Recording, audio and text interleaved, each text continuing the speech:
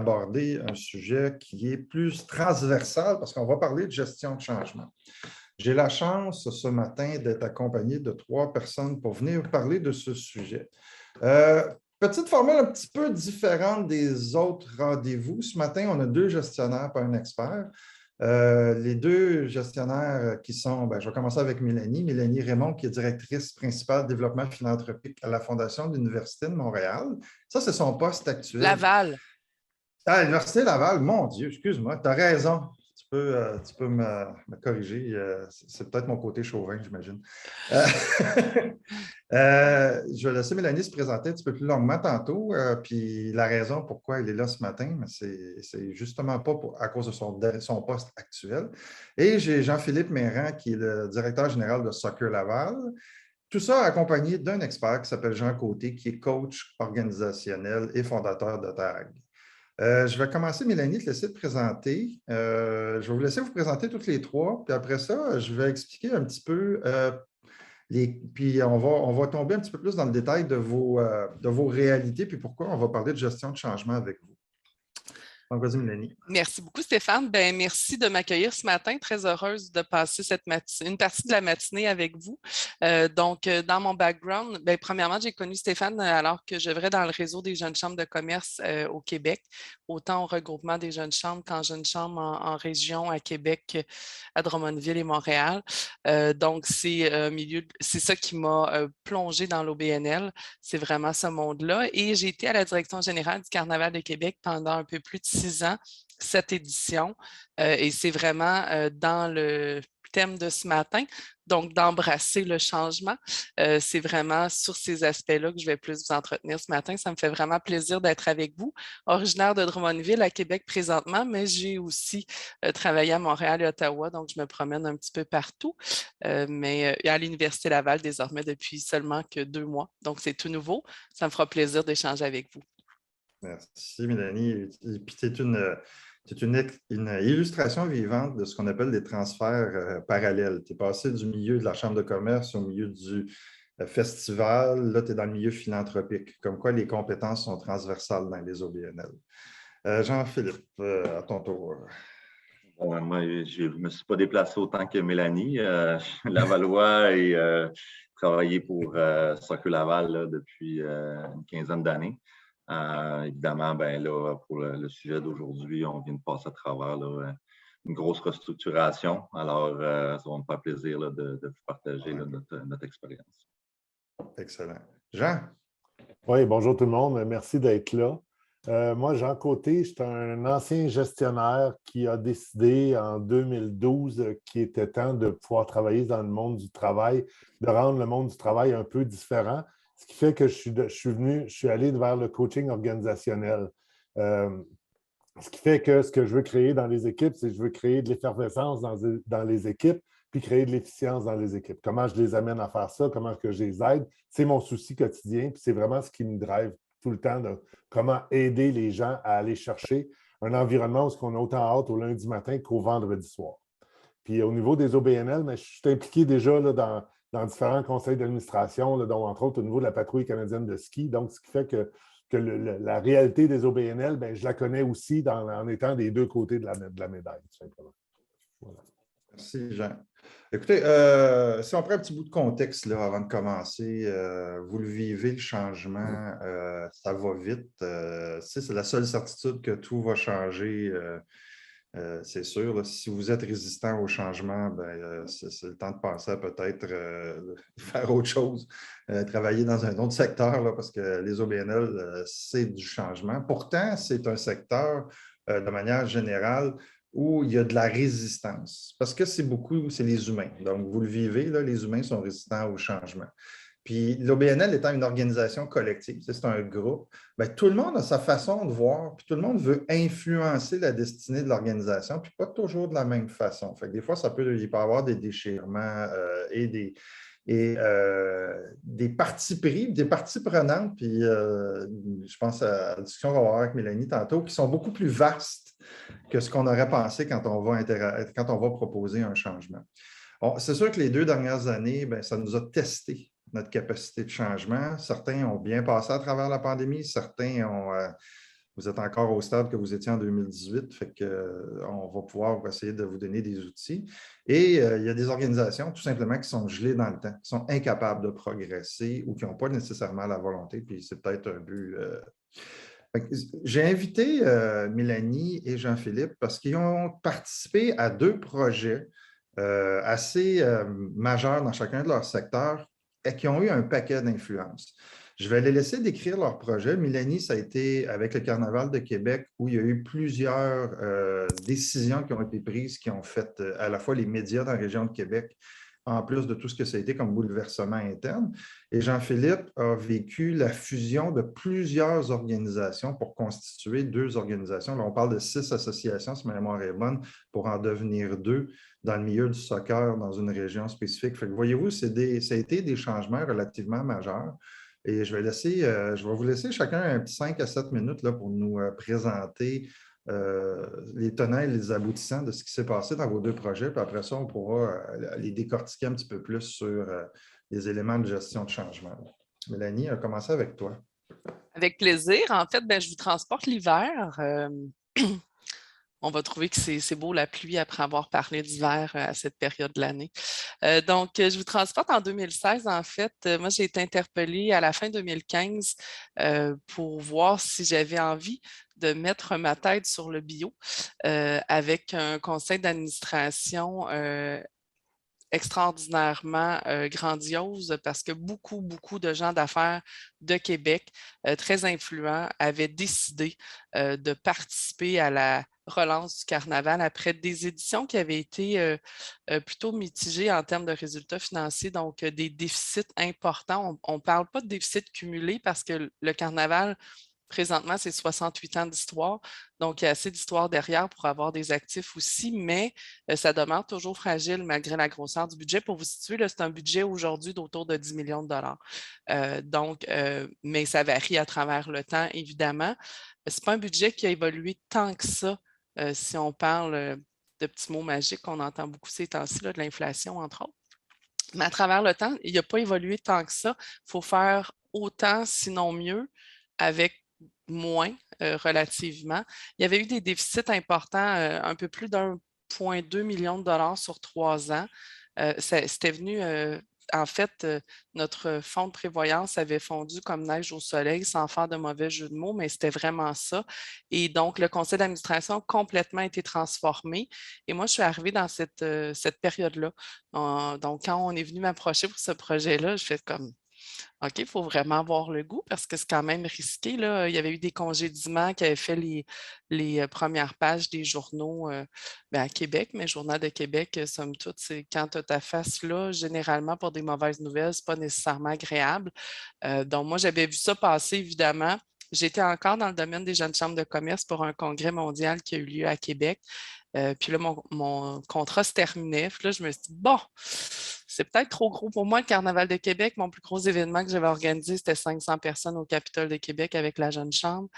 Je me disais, bon, gros morceau, pas pour moi. Finalement, on est venu me convaincre. Puis je me suis dit, si tous ces gens d'affaires-là ont choisi de prendre ce risque-là, de ce changement important que le Carnaval devait subir, bien, pourquoi pas?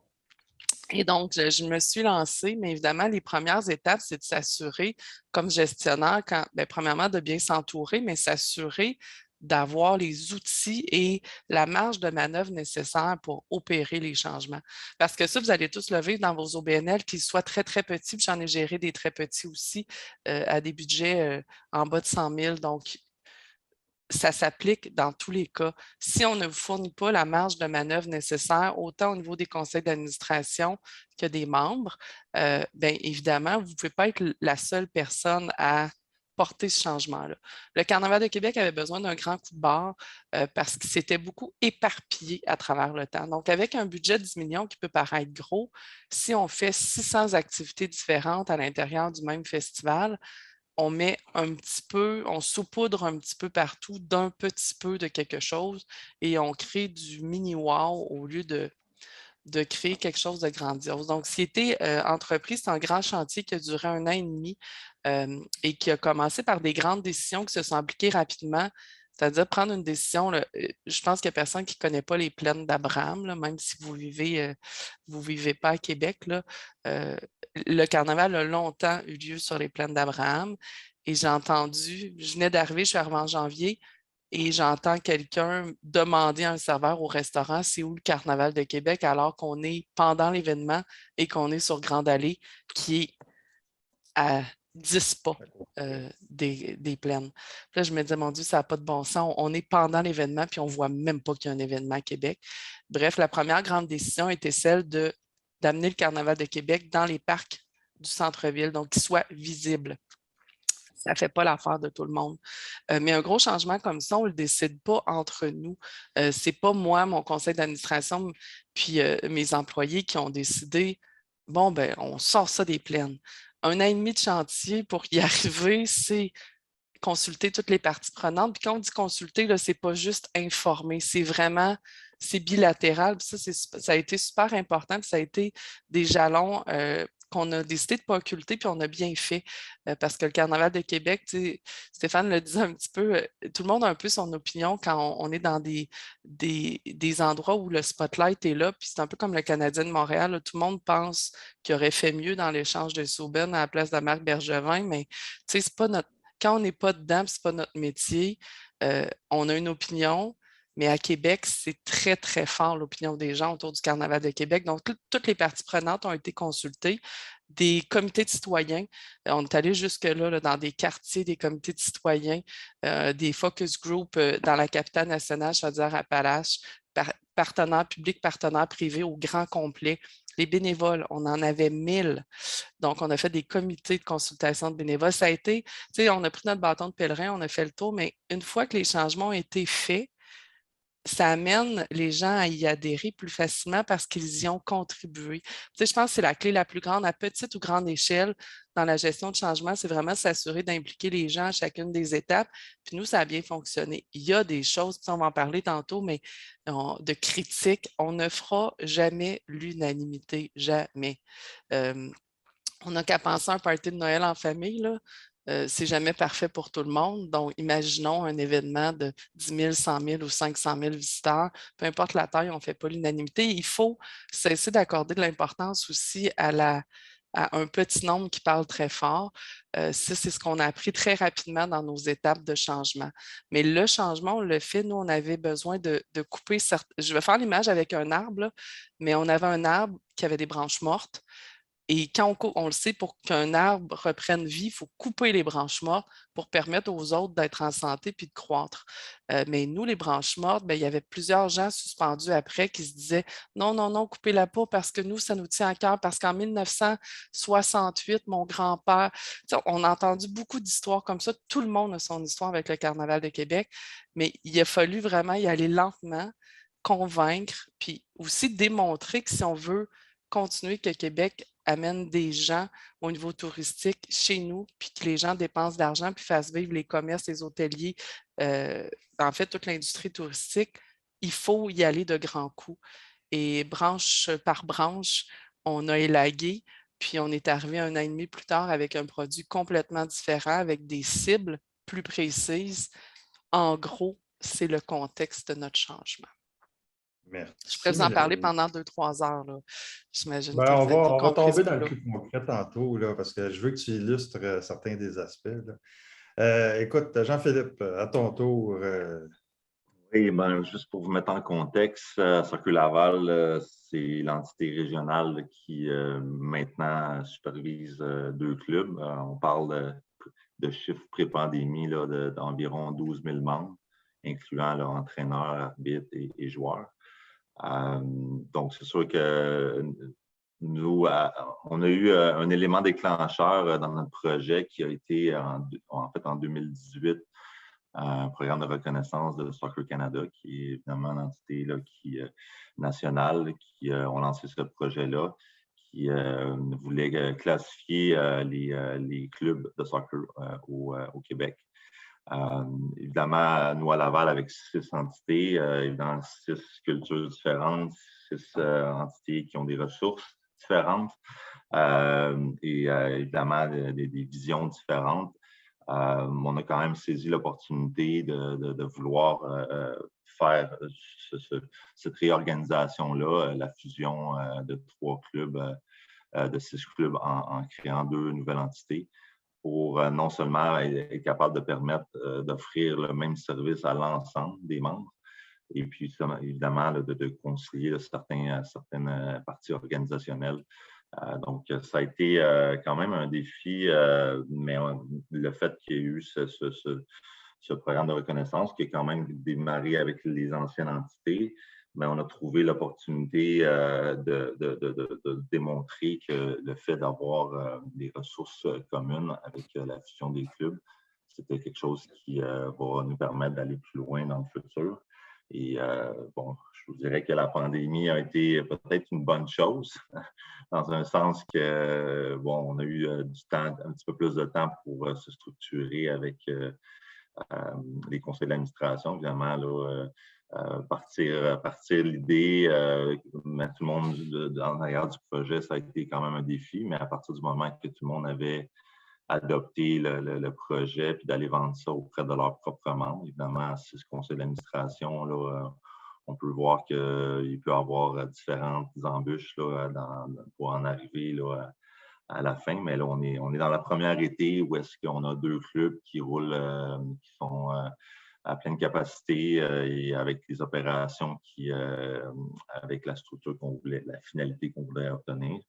Évidemment, on a une région administrative qui était très différente de la plupart au Québec avec une seule municipalité qui a évidemment été un partenaire important dans cette restructuration-là et qui a été évidemment derrière là, à tous les niveaux, que ce soit au niveau politique, que ce soit au niveau des ressources des différents départements de la ville. Mais c'est ça. Donc, le projet a été quand même sur une période de quasiment de 4 ans.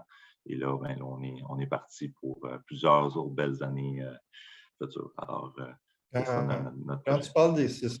tu parles des 6 clubs originaux, là, on parle de quelle grosseur de club, là, du plus gros au plus petit, là, juste pour qu'on voit que c'était très asymétrique. Ben, c'est ça. Tu peux en avoir un qui pouvait avoir 400, 500 membres, comme un autre club qui pouvait en avoir entre 2000, 2500. Donc, évidemment, ben, tu ne peux pas nécessairement offrir le même genre de service. Si tu regardes juste, exemple, bon, il y a plus de participation au niveau masculin que féminin.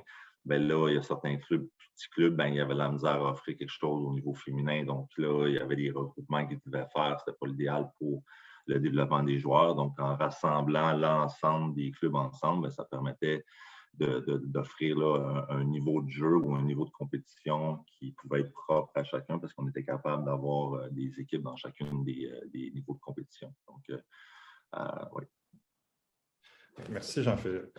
Vous voyez, là, on a 2 exemples. Là, je trouvais les 2 exemples très intéressants. C'est pour ça que je voulais vous les présenter dans le cadre des rendez-vous. Parce que c'est des projets qui, dans bien des cas, vont se révéler plein de petites complexités. Puis je suis curieux, dans les 2 expériences que vous avez parlé, là, il y a eu des changements de culture majeurs. C'est quoi les principales difficultés que vous avez vécues dans ces transitions-là, Mélanie? C'est en fait le sentiment d'appartenance. D'une part, il est très, très fort pour les gens qui sont attachés depuis longtemps, de génération en génération, je dirais. Puis aussi le grand trou qu'on a créé à travers le temps en transformant le carnaval comme un événement très familial.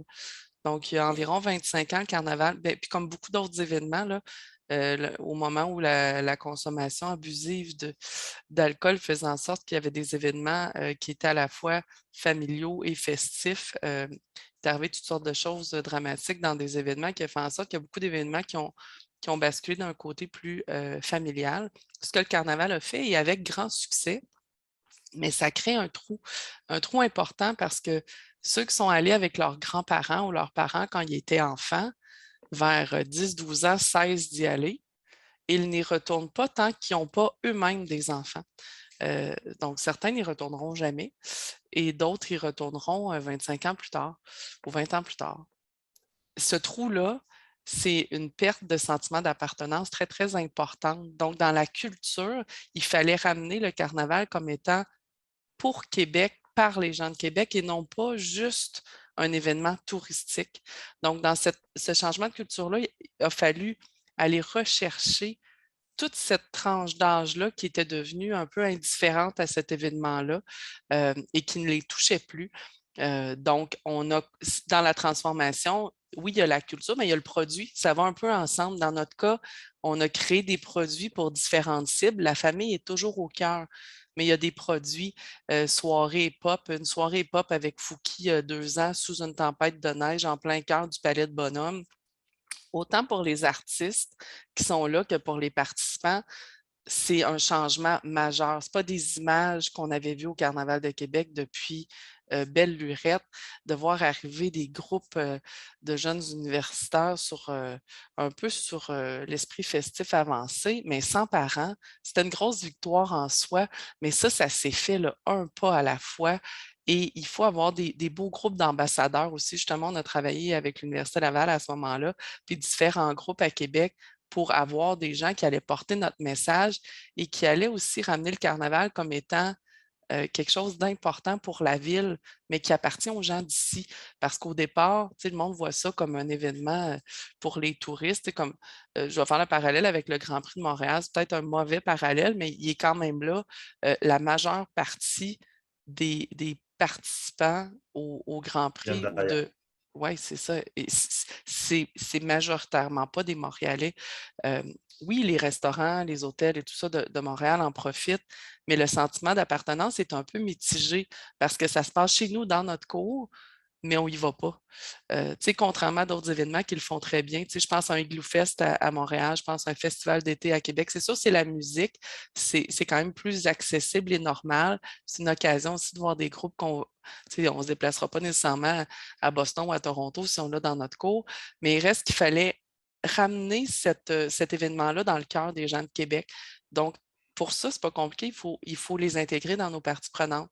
Changement au conseil d'administration, d'amener des jeunes au conseil d'administration. Puis quand je dis des jeunes, ce n'est pas nécessairement 18 ans dans ce cas-là, mais c'est des jeunes dans la vingtaine, trentaine qui ont le goût de s'y investir. Et là, ça redevient un peu plus sexy. Mais ça, c'est des petits pas à la fois, mais sachez que ces gestes-là, juste celui-là, a fait une grande différence. Ce qu'on a vu réapparaître sur nos radars, des gens qui ont adhéré comme ça. Quand on est convaincu par un ami ou quelqu'un de notre entourage, on embarque, mais on embarque complètement.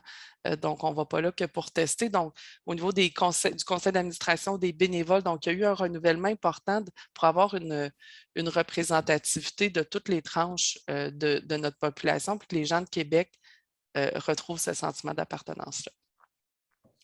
Jean-Philippe, changement de culture, là, c'est plus un changement. Tu sais, Mélanie a parlé d'un grand changement de culture. Là, toi, on va parler de 6, quasiment 7, parce que chez Soccer Laval aussi, ça a eu un impact.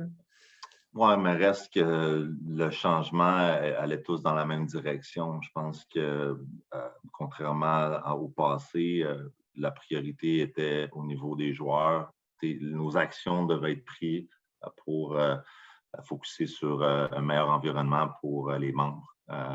Peut-être qu'avant, dans le passé, dans les entités, c'était un groupe qui était peut-être un petit peu plus choyé parce que pour X raisons, il y avait un meilleur talent dans cette équipe-là ou il y avait un parent qui avait des contacts qui faisaient qu'il pouvait voyager, faire des tournois et tout ça. Maintenant, c'est le même service pour l'ensemble. Donc, tu veux t'inscrire au soccer, tu veux décider de faire 1 fois semaine, 2 fois semaine, 3 fois semaine, c'est toi qui prends la décision. Et quand tu viens sur le plateau sportif, tu as le même service pour l'ensemble. Puis c'est ce qui fait en sorte que la culture de développement, parce que c'est vraiment ça le gros changement, favoriser que les joueurs peuvent peut-être n'ont jamais joué au soccer, vont se retrouver dans une situation où est-ce que ils vont lâcher parce qu'ils n'ont pas d'encadrement, mais maintenant, ils en ont un. Ils en ont un, puis peut-être que rendu au mois d'août ou au mois de septembre, après avoir fait un certain nombre de semaines, là, ils vont s'être améliorés, puis ils vont rester, ils vont continuer à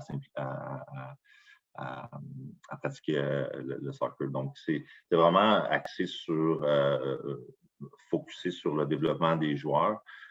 nous donner un environnement sécuritaire. Et évidemment, bon, il y a la professionnalisation là, des services avec on parlait d'une question au niveau du programme de reconnaissance, mais le programme de reconnaissance avec les centres de développement fait en sorte qu'il y a des standards et des ratios qu'il faut respecter pour l'encadrement des jeunes. C'est plus, bon, on a 30 jeunes, on a un coach.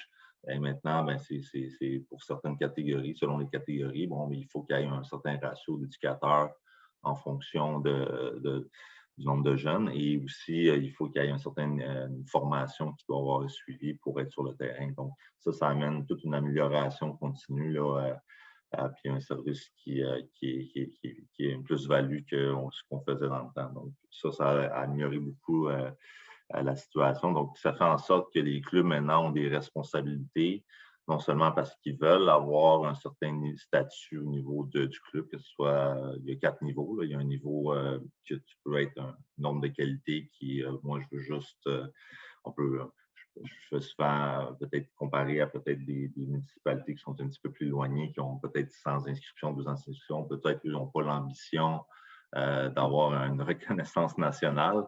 Mais évidemment, plus tu te rapproches de la région métropolitaine, bon, le bassin de joueurs et tout ça fait en sorte que, bon, après ça, tu peux passer de régional à provincial à national.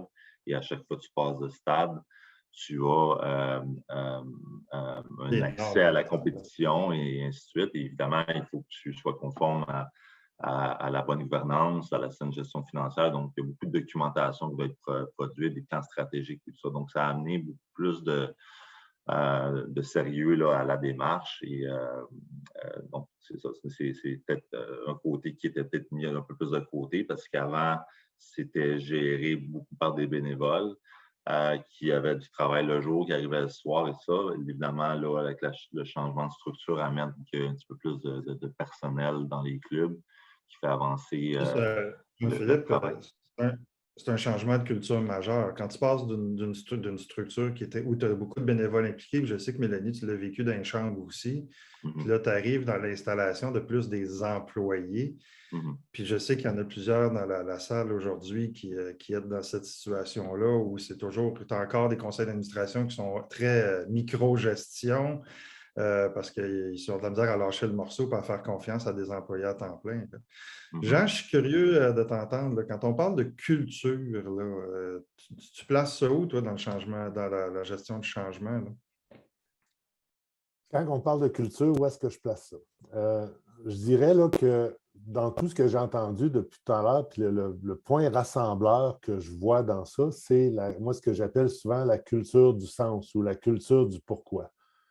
Donc, comment est-ce qu'on arrive à vendre ce sens-là, à vendre ce pourquoi-là et de l'amener de ne pas simplement le dire, de ne pas simplement faire une planification stratégique, puis que voici le nouveau document avec un beau poster puis un T-shirt d'imprimer, mais comment est-ce qu'on le vit, puis comment est-ce qu'on le martèle, comment est-ce qu'on n'arrête pas de le marteler, de le répéter, de le répéter, de le répéter, de le répéter. Et pour moi, c'est à force de le dire que tout le monde qui finisse par l'entendre vont commencer par l'intégrer et le vivre. À un moment donné, puis quand on arrive à savoir quand est-ce qu'on peut dire qu'on peut ralentir sur notre fréquence de répéter ce pourquoi-là, bien en fait, c'est quand eux commencent à finir ta phrase, quand toi, tu as commencé à la dire. À ce moment-là, on peut dire que vraiment, on peut dire que ça commence à être intégré. Mais pour moi, dans ces gros changements de culture-là, bien, quand on pousse ce sens-là, quand on pousse ces mots qu'on veut amener, bien, c'est des changements de comportement qu'on essaie de pousser à travers ça, qu'on essaie d'amener. C'est des changements de comportement et non pas des...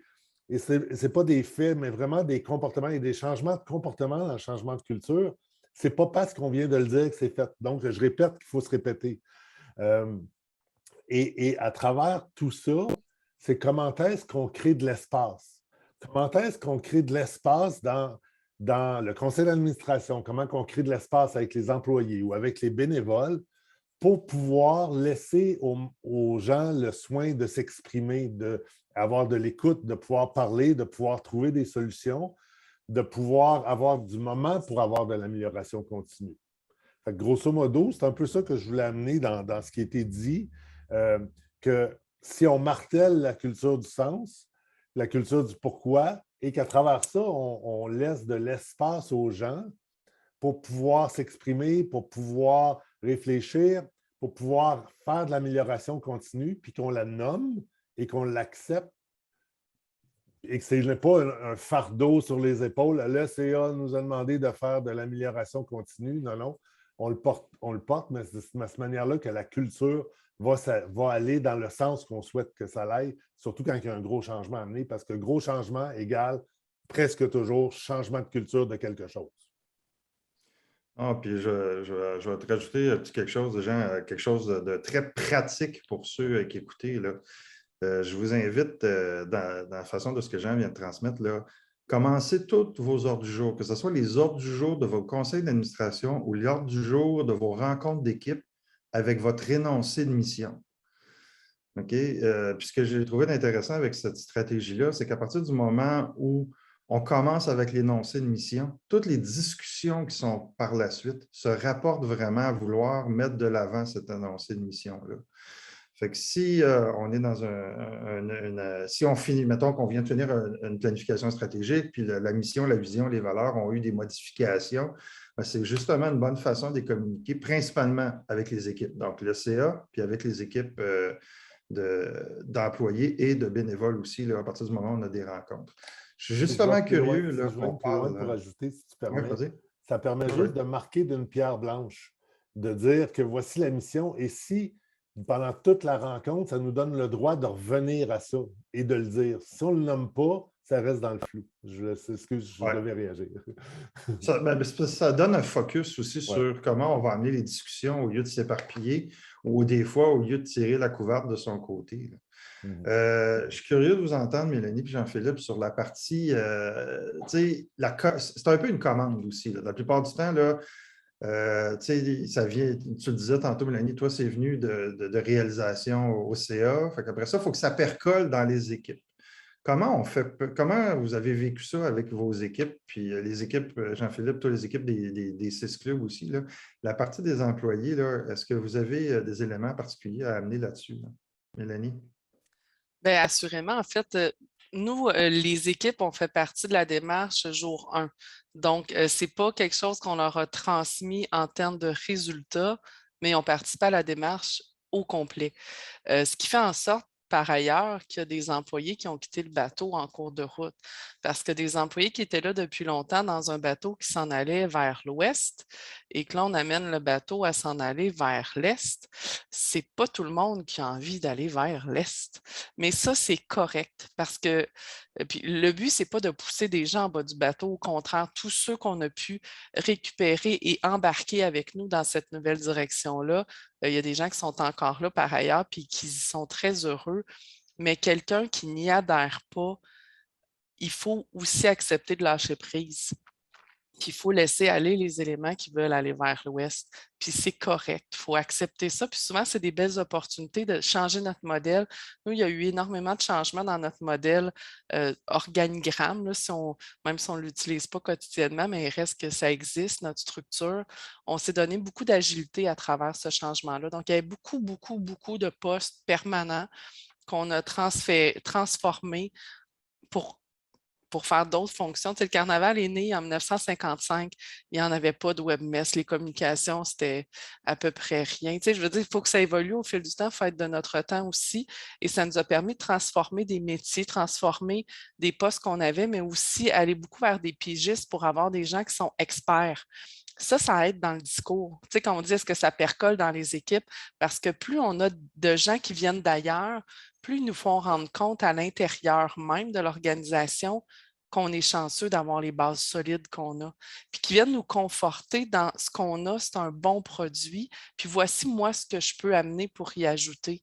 Puis pour des gens dans une équipe en OBNL, tu sais, j'ai géré des équipes de 2 à 70. Même quand on est 2, là, quand on a la chance d'avoir un expert qui vient nous aider sur un projet, c'est une grande richesse qu'on peut offrir à nos équipes. Puis nous, ça a été vu comme ça. Tout dépend de la façon de l'apporter, là.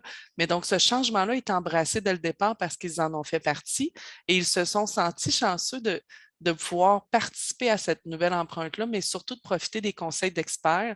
Entre autres, on a fait appel à Daniel Gélina qui venait de quitter le Festival d'été de Québec après une quinzaine d'années, ne serait-ce que pour la notoriété de cette personne-là auprès des autorités publiques et des partenaires privés. Pour nos équipes, ça a été vu aussi très positivement parce que, parfait, on se donne les moyens que ça marche. Donc, on n'est pas tout seul dans ce bateau-là à ramer vers l'Est. Là. On amène des gens avec nous, puis on y va. Donc, nous, ça s'est fait quand même assez naturellement, même si on a perdu des joueurs en cours de route. Dans 100% des cas, ces changements-là, autant pour les personnes qui ont quitté, où est-ce qu'elles sont rendues aujourd'hui, parce qu'on garde de très bons liens quand même, sentiment d'appartenance très fort. Mais pour tous ceux qui ont joint depuis, c'est des expériences qui sont enrichissantes puis qui viennent compléter l'équipe d'une autre façon. Il faut évoluer à l'interne aussi. On ne peut pas juste changer notre produit. On a besoin d'expertise qui n'existait pas il y a 15 ans, qui n'existait pas il y a 10 ans, il y a 5 ans. C'est la beauté de l'OBNL, je trouve, d'être agile. Jean-Philippe le disait tantôt, toutes ces décisions étaient centrées vers les joueurs.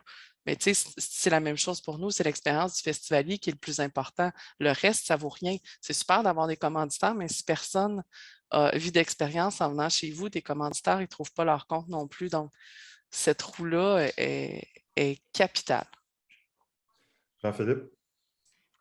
Oui, ben, c'est sûr qu'on a eu quand même un certain lot de défis parce que les deux fusions ne se sont pas nécessairement faites de la même façon et dans le même timing pour des raisons sportives et réglementaires. Mais évidemment, il y avait comme aussi un reset à faire, que ce soit au niveau de la composition du conseil d'administration et évidemment après tout l'organigramme administratif et il ne pouvait pas avoir 3, 4, 5 personnes qui faisaient le même poste, donc il y avait des décisions à prendre. C'était quand même un défi assez intéressant, mais le processus s'est fait là, avec une ouverture, là, avec l'affichage de poste, mais on est vraiment parti à zéro. C'était un peu aussi le but de faire, comme je dis au début, là, faire un reset puis de dire, bon, OK, on a un plan, on s'en va dans une direction. Maintenant, est-ce qu'on a la chance peut-être d'embarquer les gens qui sont là ou de peut-être justement aller chercher des gens de l'extérieur qui vont amener une nouveauté et tout ça. Donc, je vous dis, il y en a que ça s'est passé plus dans l'ouverture ou dans un changement plus complet, contre d'autres qu'il y a plus une continuité. Mais ça, définitivement, la gestion au niveau du personnel, ça a été un élément qui a été très, très, un peu, qui a peut-être un petit peu accroché, là, parce qu'évidemment, tout le monde voulait garder là, sa place. Tout le monde veut garder sa job et ses acquis. Ben, c'est ça. Fait que les ressources humaines est toujours un point toujours un petit peu plus pointilleux, mais c'est ça. Non, justement, Jean, tu ferais quel genre de recommandations avant d'apporter un changement quand il est question des employés? On va même rajouter ça parce que je pense que c'est important de mettre la partie ressources humaines au sens plus global. Je vais inclure les bénévoles là-dedans aussi, surtout ceux qui ont des responsabilités, soit les bénévoles qui gèrent des dossiers ou les bénévoles qui gèrent des équipes, qui sont comme presque, entre guillemets, des employés temporaires. Là. Fait que je suis curieux de t'entendre. C'est drôle parce que ce qui monte dans ce que j'écoutais Mélanie, quand j'écoutais Jean-Philippe, puis avec ta question, c'est un des comportements que j'amène souvent dans les équipes et que je leur dis souvent. Que j'ai 4 comportements, mais celui qui monte le plus, c'est 100% des intentions sont bonnes. Donc, prendre pour acquis que 100% des gens ont tous des bonnes intentions. Et je fais souvent un sondage au début, quand d'un atelier, je leur dis, OK, on va faire un test, là, qui est venu aujourd'hui et qui a l'intention de mal faire son travail? C'est sûr que tout le monde part à rire puis que tout le monde veut bien faire son travail. Mais quand on amène la conversation en prenant pour acquis que peu importe c'est quoi qui se passe, la personne a la bonne intention. Après ça, la conversation s'en va ailleurs. On va parler des faits, on va faire grandir la chose. Fait que pour moi, en ayant la conversation dans cet axe-là, on arrive à le faire grandir puis à inclure beaucoup plus les autres. On va créer de l'écoute, on va créer de l'espace, encore une fois. Un autre élément que j'amène, que je dis souvent, c'est comment est-ce qu'on rend le gros bon sens visible. C'est-à-dire que comment est-ce qu'on se donne le droit de dire que ça n'a pas de sens. et qu'on laisse l'espace aux gens de le dire que ça n'a pas de sens, de pouvoir aider, de pouvoir mettre le gros bon sens, comme rendre ça simple, pas mettre un processus. Essayons juste de vouloir régler la situation avant de trouver le processus qui peut prendre un canon pour tuer une mouche. Essayons juste à la base. Pour moi, c'est des éléments d'agilité que Mélanie a parlé tout à l'heure. Fait que ça, pour moi, c'est comment on crée le cadre où ce que les gens peuvent se sentir écoutés, peuvent se sentir en équilibre dans leur vie, dans leur épanouissement, dans la gestion, puis à travers ça, mais qui sentent que l'écoute, les 100% des intentions sont bonnes, ça va là. Puis le dernier petit point que je voudrais rajouter, pour moi, c'est comment qu'on crée un environnement qui va créer ce que j'appelle de l'entêtement positif. C'est-à-dire, comment est-ce qu'on Hein? Comme père de famille d'ado, je ne suis pas sûr que je parle d'entêtement positif quand ça se tire. Okay. Curieux, va plus loin avec ça. L'entêtement positif, c'est dire ce qu'on fait, faire ce qu'on dit. C'est de pouvoir...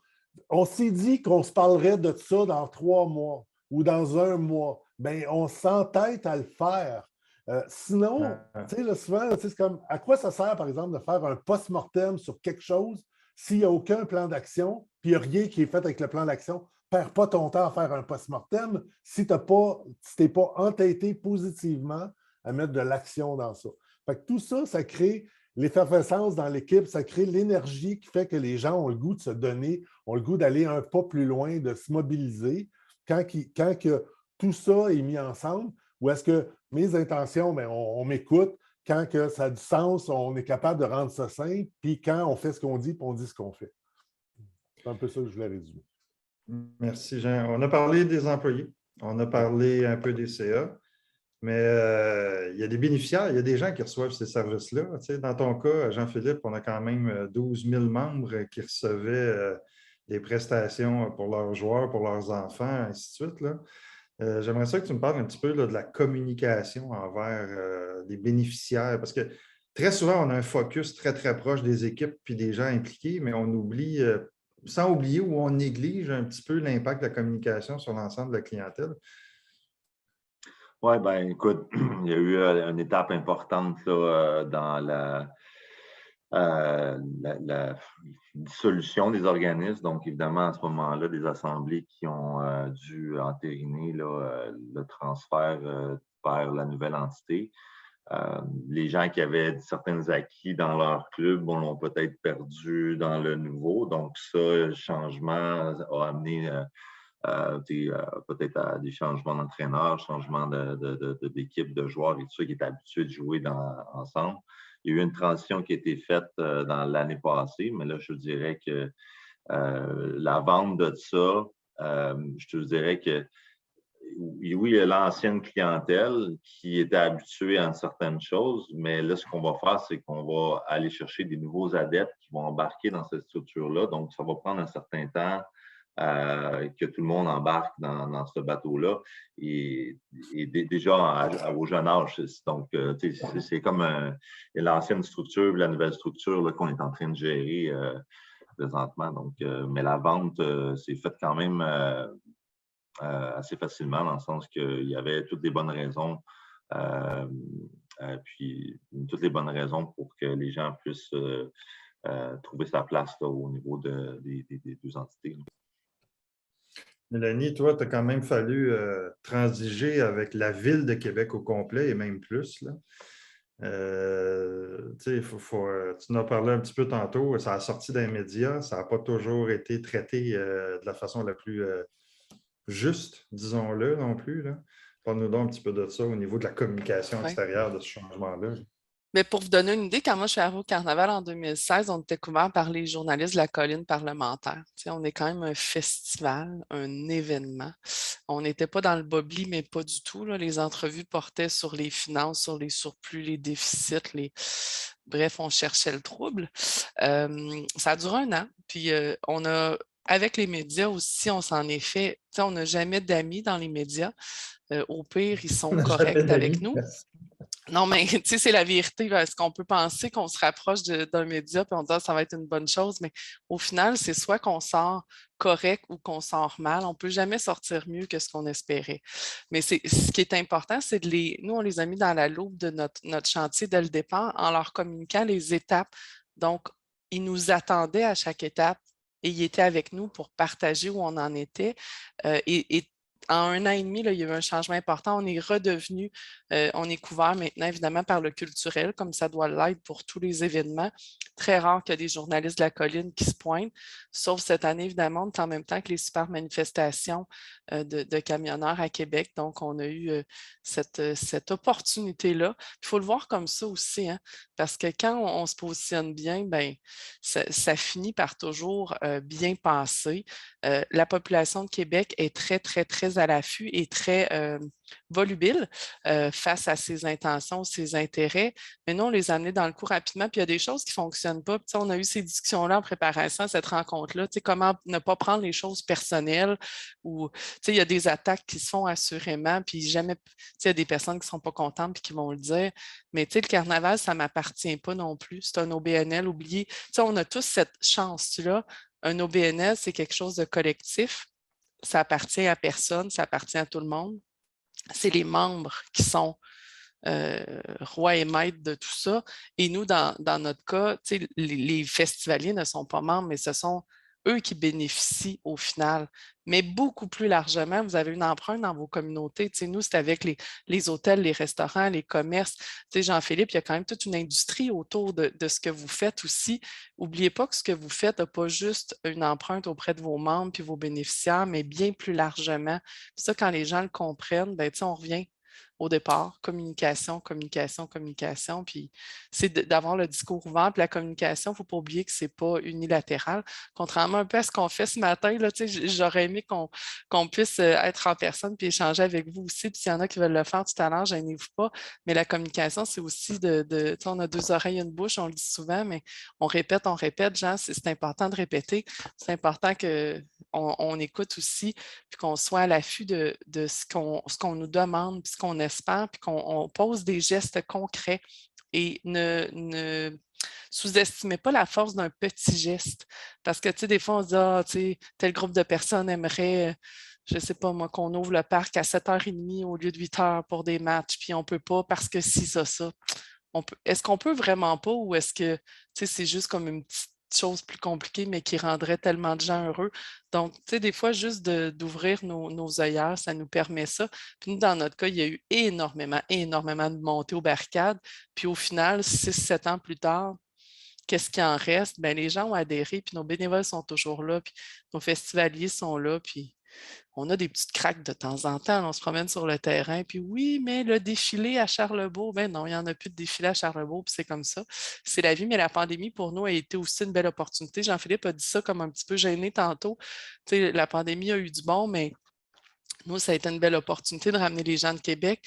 Ils étaient un peu pris chez nous, il y avait juste ça à faire, on ne pouvait pas voyager, puis on redécouvert et embrasser leur carnaval. Cette année, on a eu un succès local, monumental, bien au-delà de nos espérances, malgré les manifestations. Puis, c'est les gens de chez nous qui étaient là. Donc, ça, c'est une grande fierté aussi de saisir ces opportunités-là. J'aime ça entendre ça de vous deux, là. Parce que l'acceptation sociale, on n'y arrive jamais complètement. Hein. Je pense qu'il va toujours avoir, quel que soit le changement, pas tout le monde qui adhère.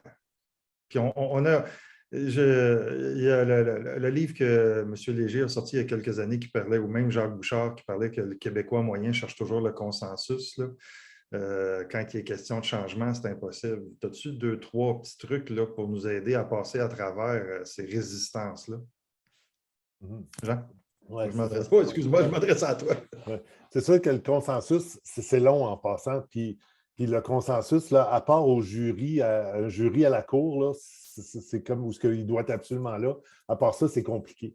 Mais moi, ce que je vois, c'est comment est-ce qu'on peut se servir, puis je vais surfer un peu ce que Mélanie a amené en même temps, c'est comment on peut se servir comme truc de ce que les gens nous amènent, comme moi j'appelle ça les contraintes, et s'en servir de ces contraintes-là qu'on vit comme de l'amélioration continue. Donc, on écoute la contrainte, on se pose la question, quel problème on veut régler avec le commentaire, la contrainte qui arrive, et de ça, peut-être faire qu'un petit pas. Donc, pour moi, un des trucs, c'est de travailler l'amélioration continue, mais en regardant les contraintes de comment est-ce qu'on est affecté et comment est-ce qu'on peut le faire. Et après ça, en tout cas, moi, j'ai un outil là, que j'appelle le radar des contraintes, là, mais qui permet de le positionner, ta contrainte, en fonction de 2 axes qui se trouvent être quelle influence que j'ai sur cette contrainte-là et quel impact que ça crée. Et avec ces 2 affaires-là, on est capable de savoir quelle contrainte on travaille en priorité. C'est bien banal, c'est simple, mais ça fait le travail. Puis, on s'en reparle régulièrement pour voir quelle est maintenant la saveur du mois sur laquelle on veut travailler, tout simplement.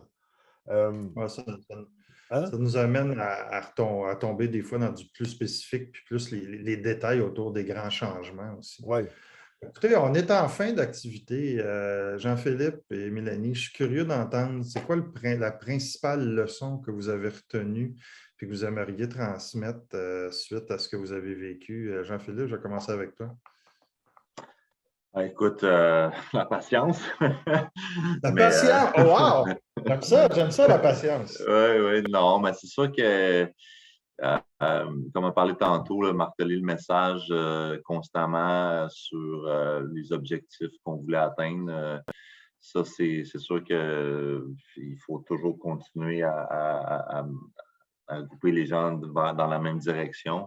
De notre côté, au niveau de notre conseil d'administration, évidemment, on a changé aussi. Là, notre mode de gouvernance, manifestement, là, a dû être modifié. Là. Mais ça reste que c'est vraiment là, c'est un long processus. Comme j'ai dit tantôt, là, on a eu l'opportunité d'avoir une saison d'hiver complètement là, sans activité qui nous a permis de bien placer les morceaux puis d'imbriquer pour être prêt, là, évidemment, là, quand les mesures sanitaires ont levé, d'être prêt. Puis, mais c'est beaucoup de patience, beaucoup de communication, des rencontres Zoom là, comme on fait là, présentement. Ça en est du maladif, mais c'était un mal nécessaire pour que tout le monde aille dans les mêmes sens. Évidemment, 2 clubs, 3 entités là, qu'il fallait être impliquées, ça faisait beaucoup de travail. Là. Mais ouais, c'est. Oui, c'était beaucoup.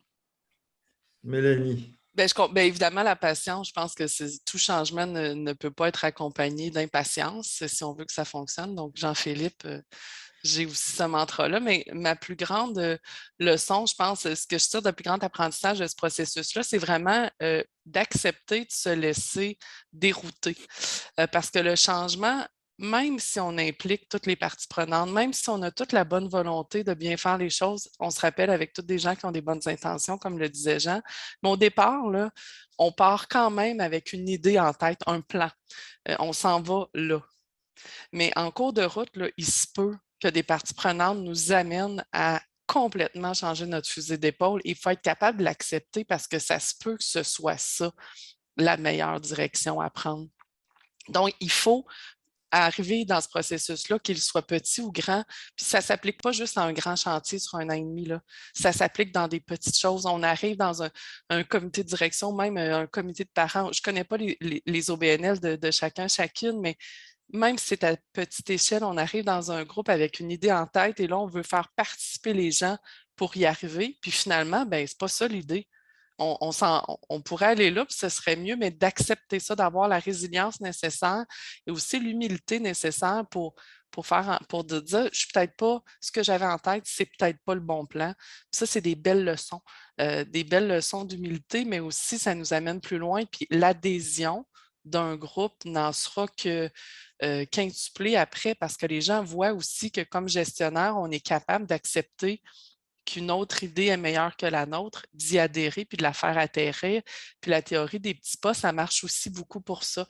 Quand vous vivez de la résistance dans vos équipes, Des fois, prenez un autre plus petit projet à côté, puis faites-le d'une autre façon et ça va vous permettre de raccrocher les gens. C'est pas du fake, là, vous ne faites pas ça juste pour avoir l'air d'eux. Vous faites vraiment le projet, mais à plus petite échelle. Puis quand vous arrivez dans un autre grand projet où vous avez une idée très claire, bien, ces gens-là vont être derrière vous aussi. C'est une question de confiance, je pense, le changement. Ça ne se fait pas en tirant sur des gens.